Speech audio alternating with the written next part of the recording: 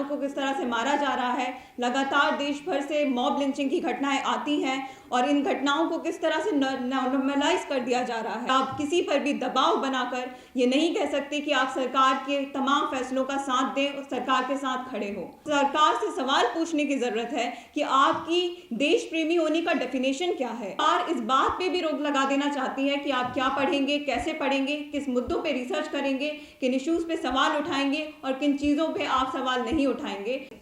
मैं अपनी बात यहीं से शुरू करना चाहती हूँ कि हम सभी जानते हैं कि जो हमारे साथी शर्जील इमाम हैं और हमारे साथी उमर खालिद हैं, वो JNU के स्टूडेंट रहे हैं। मैं भी उसी JNU को रिप्रेजेंट करने के लिए यहाँ पे आई हूँ और हमें इस बात को बार बार कहने की ज़रूरत है कि ऐसे दौर में आज हम सभी यहाँ पे जिंदा हैं, यहाँ पे बैठे हुए हैं, जहाँ पे हम लगातार देख रहे हैं कि पूरे देश भर में किस तरह से इस्लामोफोबिया बढ़ता जा रहा है। जब हम इन केसेस की बात करते हैं तो हमें इस बात पे ध्यान देने की ज़रूरत है कि आखिर क्यों ऐसी कंडीशन बन रही है जहाँ पे किस तरह से खुलेआम इस तरह का इनजस्टिस हो रहा है और उस पर कोई भी नेशनल लेवल पे मोबिलाइजेशन हम नहीं देख पा रहे हैं। इसमें हमें समझने की ज़रूरत है कि किस तरह से कम्युनलिज्म आज इस देश में जो बढ़ा है, इसकी जड़ें कहाँ से आती हैं। उस कम्युनलिज्म को हम 2014 से, जैसे एक और स्पीकर ने यहाँ पे मेंशन किया था कि वो 2014 में नहीं आया है, वो कम्युनलिज्म 1947 में भी नहीं आया है। वो कम्युनलिज्म का हिस्ट्री आप जितना पढ़ेंगे आप देखेंगे कि वो बहुत सालों से इस देश में मौजूद है और हमने देखा कि किस तरह से पार्टीशन के टाइम पे वायलेंस हुए, किस तरह से उस वक्त भी दंगे हुए और मुसलमानों को किस तरह से मारा गया। हमने देखा कि किस तरह से बाबरी मस्जिद का डिमोलिशन किया, उस वक्त भी दंगे हुए, उस तरह भी किस तरह से मुसलमानों को मारा गया।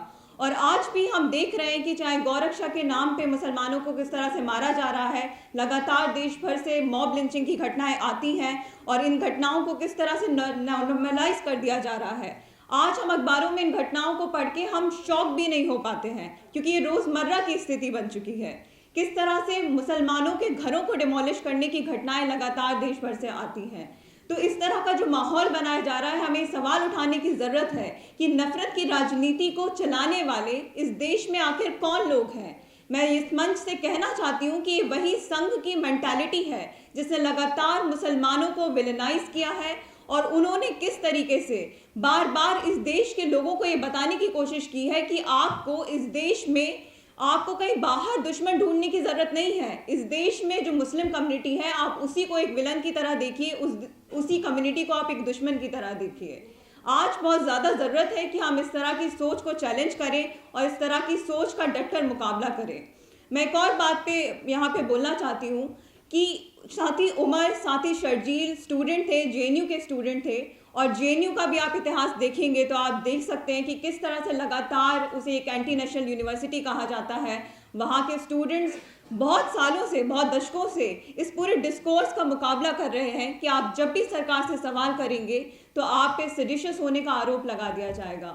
साथियों, हमें सेडिशन को समझने की ज़रूरत है। मैं हिस्ट्री में रिसर्च कर रही हूँ और मैं इस बात पे वापस से जोर देकर बोलना चाहती हूँ कि हमारा देश हमेशा से एक आज़ाद देश नहीं था। हमने एक लंबी लड़ाई लड़ी है और उस लड़ाई में किस तरीके से कॉलोनियलिज्म को चैलेंज करने के लिए जितने भी हमारे फ्रीडम फाइटर्स हुए उन्होंने डिसेंट किया, उन्होंने सरकार के खिलाफ आवाज़ उठाई।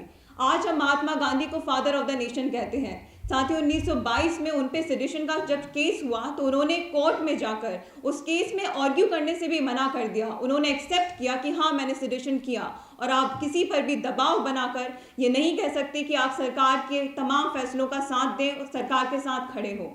1897 में बाल गंगाधर तिलक पे भी सेडिशन का चार्ज लगा और ये चार्जेस क्यों लगाए गए? क्योंकि वो आर्टिकल लिख के सरकार को क्रिटिक कर रहे थे। तो हमारा इतिहास रहा है और हमने देखा है कि जितने भी फ्रीडम फाइटर्स रहे हैं, चाहे भगत सिंह की बात कर लीजिए, उनको भी उस समय की सरकार ने टेररिस्ट घोषित कर दिया था। तो इन तमाम लोगों की बात हम सिर्फ उन मुद्दों के लिए नहीं कर सकते कि ये हमारे देशभक्त लोग हैं। आज भी हम देखें कि इस तरह के लोग जो सरकार के खिलाफ सवाल उठा रहे हैं, क्या वो देशभक्त नहीं है? हमें इस बात पे जोर देने की ज़रूरत है कि ये सरकार जो बैठी हुई है, जो तमाम सवाल करने वाले लोगों को एक टैग दे देना चाहती है कि आप सेडिशियस हैं, आप देश विरोधी हैं, तो सरकार से सवाल पूछने की ज़रूरत है कि आपकी देश प्रेमी होने का डेफिनेशन क्या है। ये वही सरकार है जिसको हम देख रहे हैं कि लगातार चाहे शिक्षा का भगवीकरण करने की कोशिश की जा रही हो, चाहे इस देश में जंगल, ज़मीन और यहाँ तक कि हवा को बेचने की कोशिश की जा रही हो, तब हम देखते हैं कि किस तरह से अडानी और अंबानी जैसे लोगों को ये पूरा देश बेचने पे आ जाते हैं। और वहीं दूसरी ओर जो इस देश के कंसाइंस को बचाने वाले लोग हैं, जिस बात पे जोर देने वाले लोग हैं कि आप मार्जिनलाइज तबकों को, माइनॉरिटीज़ को, महिलाओं को, चाहे दलित हो चाहे छात्र हो, आप इन सब की आवाज़ों को दबा नहीं सकते, तो उनको ये जेलों के पीछे डाल देते हैं। तो आज बहुत ज़्यादा ज़रूरी है कि हम इन तमाम चीज़ों पे बात करें। साथ ही शर्जील के केस में मैं एक और बात पे यहाँ पे बोलना चाहती हूँ, वो ये है कि जब पुलिस यहाँ पे चार्जशीट दाखिल करती है, तो उस पुलिस की चार्जशीट को जब मैंने देखा तो एक बहुत ही, मैं कहूँगी कि बहुत फ़नी चीज़ है कि उन्होंने ये मेंशन किया कि साथी शर्जील अपनी रिसर्च के दौरान रेडिकलाइज हो गए। उन्होंने जब कम्युनलिज्म पे, पार्टीशन पे जब वो काम कर रहे थे, तो जो किताबें उन्होंने पढ़ी, जिसमें बड़े बड़े स्कॉलर जैसे कि पॉल ब्रास जैसे लोग थे, जब वो इनके वर्क पढ़ रहे थे, उन वर्क को पढ़ते हुए वो रेडिकलाइज हो गए। तो आप देखिए कि किस तरह का डिस्कोर्स बनाने की कोशिश की जा रही है कि यहाँ के स्टूडेंट पढ़ना भी छोड़ दें।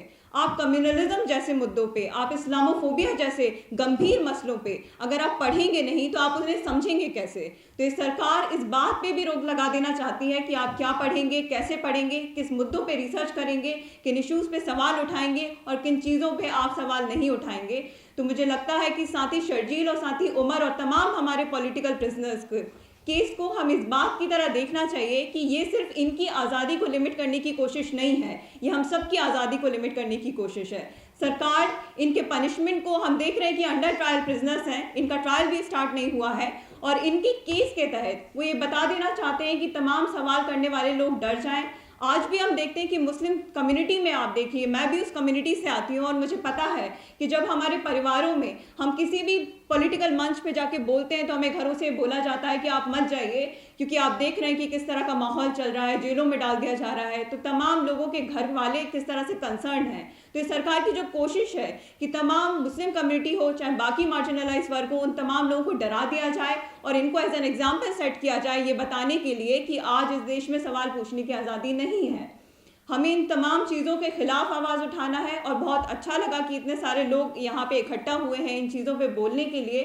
और आने वाले समय में मुझे लगता है कि बहुत ज़्यादा ज़रूरत है कि इन इश्यूज़ पे हम बोलते रहें। जेएनयू के स्टूडेंट्स एटलीस्ट मुझे लगता है इस इश्यूज़ पे बोलते रहे हैं। कल रात में भी हम साथी शर्जील के लिए और तमाम पॉलिटिकल प्रिजनर्स के लिए एक मार्च कर रहे थे और इस तरह के मार्च, इस तरह के प्रोटेस्ट कॉल मुझे लगता है पूरे देश भर में होना चाहिए, क्योंकि हमें समझने की ज़रूरत है कि ये मुद्दा, क्योंकि बहुत लोग इस मुद्दे को इस तरह से भी देखते हैं कि सिर्फ मुसलमानों का मुद्दा है, क्योंकि साथी शर्जील, साथी उमर मुसलमान है तो सिर्फ मुसलमानों का मुद्दा है। मैं इस बात को भी वापस से कह देना चाहती हूँ कि सिर्फ मुसलमानों का मुद्दा नहीं है, तमाम उन लोगों का मुद्दा है जो इस बात को समझ सकते हैं कि आज उन लोगों ने सवाल उठाए इसलिए वो पनिशमेंट को झेल रहे हैं। कल किसी और को सवाल पूछने की ज़रूरत पड़ेगी, तो जब वो लोग सवाल उठाएंगे तो ये सरकार उनको भी जेल में डाल देगी। तो ये मुद्दा हम सबका है, ये साझा मुद्दा है, साझा मसला है और इस पर एक साझी लड़ाई लड़ने की हमें ज़रूरत है। इसी के साथ मैं अपनी बात ख़त्म करती हूँ। शुक्रिया।